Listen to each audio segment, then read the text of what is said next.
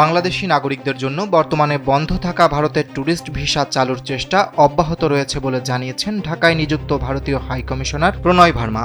তিনি বলেন, এ বিষয়ে কাজ চলছে এবং সিদ্ধান্ত হলে তা আনুষ্ঠানিকভাবে জানানো হবে। সোমবার প্রধানমন্ত্রীর অর্থ উপদেষ্টা রাশেদ আল মাহমুদ তিতুমিরের সঙ্গে বৈঠক শেষে সাংবাদিকদের এক প্রশ্নের জবাবে এ কথা জানান তিনি। হাইকমিশনার বলেন, বাংলাদেশের জন্য ট্যুরিস্ট ভিসা চালুর বিষয়ে প্রক্রিয়া চলমান রয়েছে। বৈঠকে দুই দেশের পারস্পরিক সহযোগিতার বিভিন্ন বিষয় নিয়েও আলোচনা হয়েছে।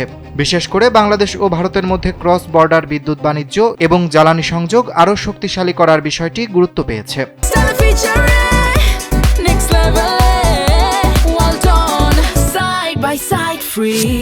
প্রণয় ভার্মা জানান, ক্রস বর্ডার পাওয়ার ট্রেড এবং এনার্জি কানেক্টিভিটি কিভাবে আরও সম্প্রসারণ করা যায় সে বিষয়েও বিস্তারিত আলোচনা হয়েছে। পাশাপাশি চলমান বিভিন্ন যৌথ প্রকল্পের অগ্রগতি নিয়েও মতবিনিময় হয়েছে।